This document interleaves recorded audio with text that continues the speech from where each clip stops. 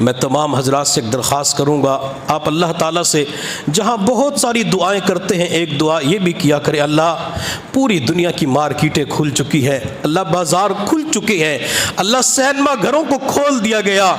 اللہ تیرا گھر اور تیرے محبوب کا سونا شہر مدینہ اور مکہ اب بھی بند پڑا ہوا ہے، اللہ اب تو اپنی ناراضگی کو ختم فرما دے، اللہ اب تو مکہ اور مدینہ کے دروازے کھول دے۔ ایک وقت تھا بندہ پریشان ہوتا تھا، اندر کئی غم ہوتے تھے، بندہ کہا کرتا تھا میں نے پیسے جوڑ لیے، عمرے کے سفر پہ جاؤں گا، بیت اللہ کا غلاف کعبہ پکڑ کے اللہ سے مانگوں گا، اللہ میرے اندر کے روگ ختم فرما دیں گے، اللہ میری پریشانیوں کو دور فرما دیں گے۔ لوگ پریشانیاں لے کے، لوگ تھوک کے حساب سے اپنے غموں کو لے کے بیت اللہ کے پاس پہنچتے تھے، ملتزم سے چمٹ کر بلک بلک کے رویا کرتے تھے، جب وہاں سے پیچھے ہٹتے تھے اندر سکون مل جایا کرتا تھا، پریشانیاں دور ہو جایا کرتی تھی۔ کسی کہنے والے نے کیا خوب کہا، کعبے پہ پڑی جب پہلی نظر، کعبے پہ پڑی جب پہلی نظر، کیا چیز ہے دنیا بھول گیا۔ ایک وقت تھا جب بندہ پہلی مرتبہ بیت اللہ کے پاس پہنچتا ہے، یا جب بھی عمرہ کرنے کے لیے پہلی مرتبہ بیت اللہ کے پاس پہنچتا ہے، اس کی نظر جب بیت اللہ کے اوپر پڑتی تھی، وہ اپنے گھر والوں کو بھلا دیا کرتا تھا، اپنی ذات کو بھی بھول جایا کرتا تھا، دائیں بائیں کی فکر نہیں ہوتی تھی، ہاتھ اٹھا کے اللہ سے رو رو کے دعا کیا کرتا تھا، اللہ میری تمام تر دعاؤں کو قبول فرما۔ 5 منٹ کی دعا کرتا، 10 منٹ کی دعا کرتا، رو بھی رہا ہوتا تھا، آنکھوں سے آنسو بھی بہ رہے ہوتے تھے۔ یہ کیوں روتے تھے؟ بیت اللہ کے اوپر جو انوارات تجلیات برس رہی ہوتی تھی، ان تجلیات کی وجہ سے اللہ دل اور آنکھوں کو نرم فرما دیا کرتے تھے۔ ایک ساس چند سال پہلے اپنی بہو اور بیٹے کے ساتھ عمرے کے سفر پہ گئی، ہوٹل کے اندر ساس اپنی بہو سے کسی بات پہ ناراض ہو گئی، اور میں یہاں پہ درخواست کروں گا اللہ جب بھی حرم کے دروازے کھولے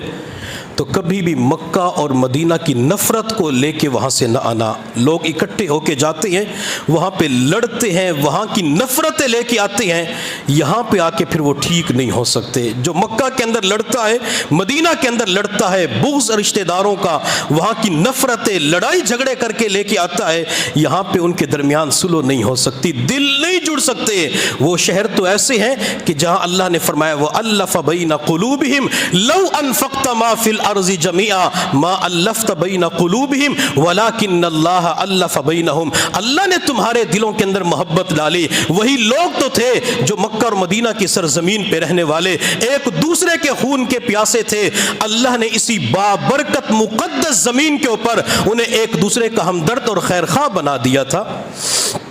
تو ساس اپنی بہو سے ناراض ہوتی، ہوٹل کے اندر بیٹھے ہوئے تھے، ساس کے جو کچھ منہ میں آیا اپنی بہو کو سنا دیا۔ بہو خاموشی کے ساتھ سنتی رہی کہ اپنی ساس کو، اپنی والدہ کو کیا جواب دوں۔ جب ساس خاموش ہو گئی، بہو کی آنکھ میں آنسو تھے، اس نے آنسوؤں کو دوپٹے کے ساتھ صاف کیا، واش روم میں گئی، وضو کیا، وضو کر کے باہر آئی، برقع اوپر لیا اور اپنا پرس اٹھایا، کمرے سے نکلنے لگی۔ ساس نے پوچھا بیٹی کہاں جا رہی ہو؟ بہو نے عجیب جواب دیا، میں بیت اللہ کے رب کو تیری شکایت لگانے کے لیے جا رہی ہوں، میں یہاں تو آپ کو جواب نہیں دے سکتی، بیت اللہ کے غلاف کو پکڑ کر، چوکھڑ کو پکڑ کر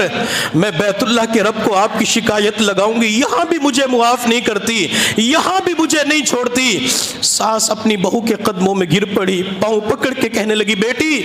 یہیں پہ معاف کر دے، بیت اللہ کے رب کو شکایت نہ لگانا، اگر تو نے غلاف کعبہ پکڑ کر، بیت اللہ کی چوکھڑ پکڑ کر